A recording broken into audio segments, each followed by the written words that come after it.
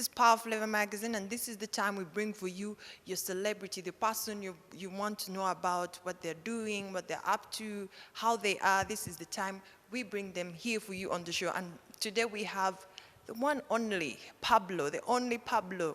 I don't even need to say a second name. My Pablo, you know?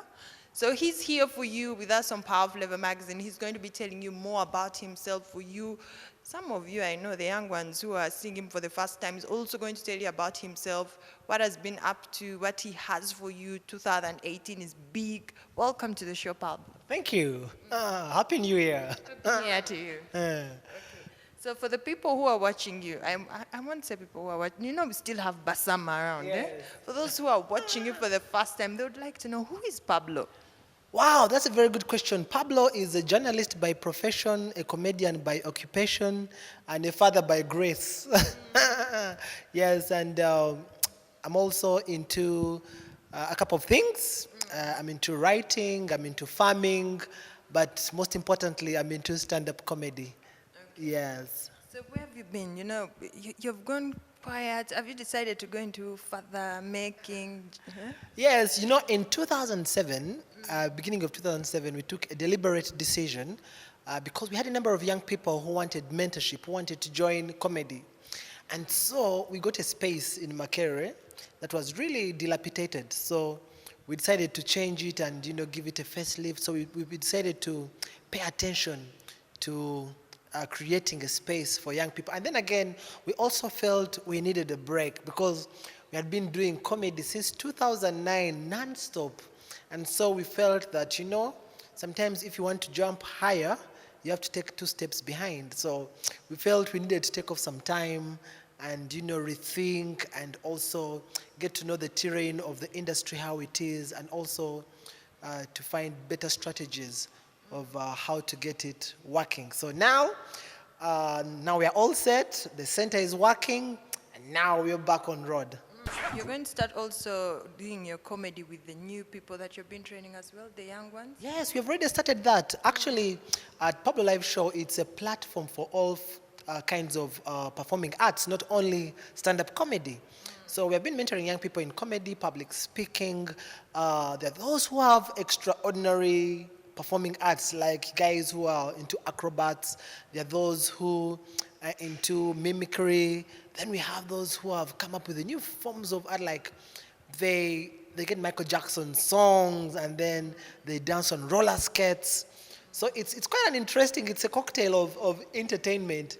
So when you come for the show, at least there's a little bit of both, you know, there's fun, and then we also get to interview people in public interest, like politicians, philanthropists, people in public interest, you know, people who are celebrated in different forms, and then also we have the ordinary people who are doing things that are extraordinary, so we also give them a platform as well. This is something beautiful you're doing. So how do you get these people? Do they walk up to you? Do you look at talent and say, I want this one? Because this is something you're doing by yourself. And we have so many talented people who would like to be a part of it. I have a team. I have a team that helps me in scouting. There's a team that deals with scouting. Then we have people who come themselves. They say, you know, I can do ABC, and so we go to the center and we get to see what they're doing. Others already have their content. They've already performed in different places, and we get to see what they're doing. And then also we have what we call the people we have mentored. Those are the ones that are our first priority. And as I said, we also have people who recommend. For example, people in the performing arts, the established people, they say, no, I have so and so, he does ABC. So that's how we get them. But most importantly, I have a team that deals with that department. Yeah. We have a holiday program that is for those who can afford to pay. We have their training and let them go. For example, those who are doing public speaking, music, who want to learn how to play instruments. But then in terms of the comedy, there are people who have the talent, but they don't have the finances. So what we do, we train them, and then we have an understanding with them that after training, we are going to create opportunities for performing, and then they'll also perform. And then the money that is gotten from the collections or from the event is part of payment for what they would have done, but also we give them some money as well because it is their art. They have performed. Yes, there's a percentage that goes to what would have been the training, but also we make sure that they have a take home because we are trying to inculcate a culture of payment every time you work.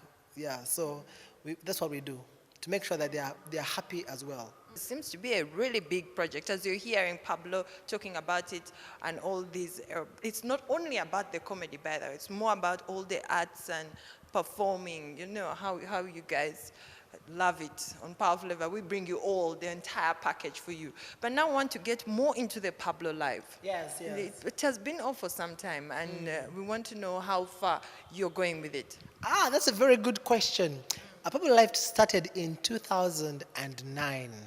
Yes, that's after winning Stand Up Uganda. And all the way, I think now it's 9 years, 9 years down the road. I can see that we have our prodigies have gone out to become established comedians. So we are really excited about that. And then we have also, it's not only about comedy. Pablo Life also stepped out into what we call corporate social responsibility. We partnered with young people who are living positively with HIV, and we go to schools. We call it Love for Life.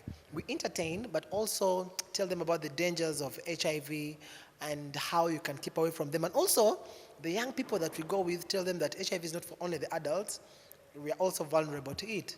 So for me, I think that in terms of growth, we have really, I think, put our foundation to the fact that we're even paying taxes. So for me, once you're paying taxes, that's a justification that you're now bona fide. It's a bona fide entertainment. And next year, that is in 2019, we'll plan to do something extremely big. We're going to be celebrating 10 years of Stand Up Uganda. Because remember, in 2009, that's when I won Stand Up Uganda, the Eminent Stand Up Uganda competition. So, and that's the time we also started Pablo Live. So we are going to plant 2 trees with 1 seed. Yeah. We shall be celebrating 10 years of Stand Up Uganda or Stand Up Comedy in Uganda, but also celebrating Pablo Live as well.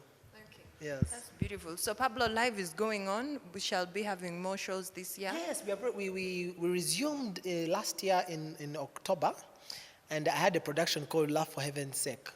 And that's what jump-started all these other shows. We have been ongoing at the National Theatre, and like I said, those who come there are killed with happiness. So Yes. which days are you at the National Theatre? And we hope even 2018 is still going to be. Yes. No, you people love the National At the National Theatre. Theatre, yes, it's the national space, so we try to support the government. Every Tuesday at National Theatre, 8 p.m., but now it's undergoing renovation. They're putting in new chairs, new equipment, giving it a facelift. So it's going to be top-notch. So we're excited about it. Hopefully we'll be starting in Feb. They gave us Jan off. So hopefully we'll be starting in Feb. Every Tuesday come, we'll tell you everything about nothing. For those who think Pablo is off, every Tuesday is going to be there. Just starting Feb, they're making it better for you so that you can be more comfortable. You can laugh your ribs out right there at the National Theatre. Pablo is always there to make you laugh. After a dull day, after a boring day, just go on Tuesday to the National Theatre and laugh with Pablo. So what is special about the name Pablo Life? Yes, you see, the thing is, I'm the host of the show. Yeah. So you're with me live on the show. So even when I'm not there, I've mentored some people, but it's branding. It's part of the branding as well. Yeah. So just like your show, without you, it doesn't make lots of sense. Yeah, because there are people who have a special attachment to you. So also the Pablo Life, for me, it's a brand name. It's something that people easily relate with. So if you give it, giving it another name, I would think I would be testing the depth of an ocean with both legs. Yes. So we know you said you're a writer. Do you also write all your scripts? All your comedy is written by you? I have a team of 3 guys who help me put the material together, but then I also take off time to do it myself. I get what they're giving me and then I bake it, you know. They give me the starter and then I concentrate on the main course. And then I give it to them to see if it is what they had in mind.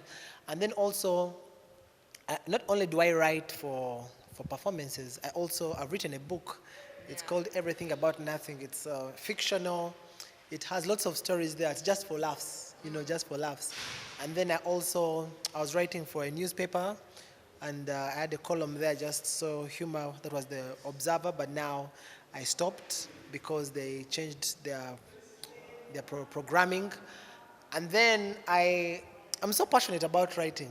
I also write for people who want to perform. Like, I've been writing radio dramas, Rock Point 256. I was a script writer for Rock Point 256, and I became the productions director.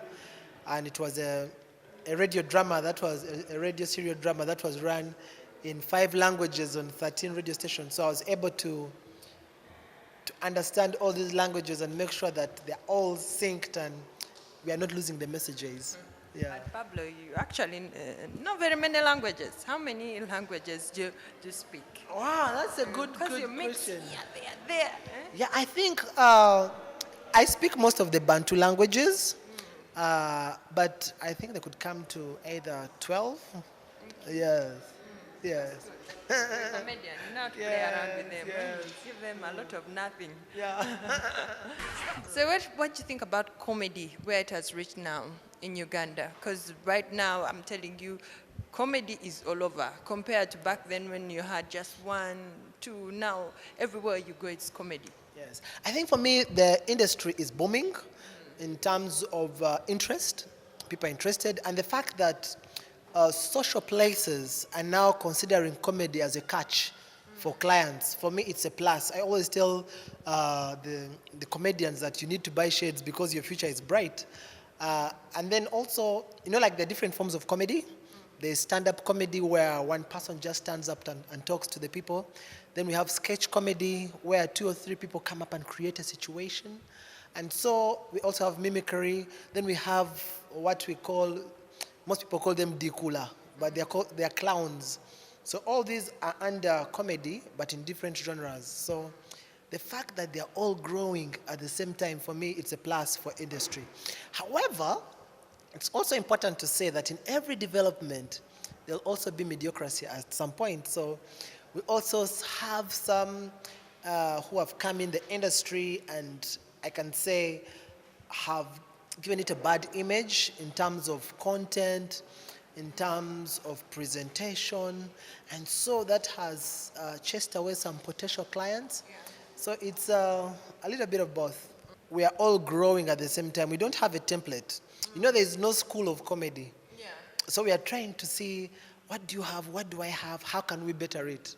You know, because there is no template. We are trying to create a system. So that has unified us, and also the fact that we help one another. You know, when crabs are in a glass and they want to get out, the only way is to climb on each other to get out, but not pulling each other down. So I think for me, by grace, I think the comedy industry, the fact that we have managed to work together, that has helped propel it to become bigger. Tell us what you do outside comedy. I'm into Rotary. Rotary, it's a fellowship of people who are willing to give back to serve humanity. And so that's what I do in my free time and, you know, giving back to community and humanity. But I'm also into mentorship. I also do public speaking as well as my part-time work.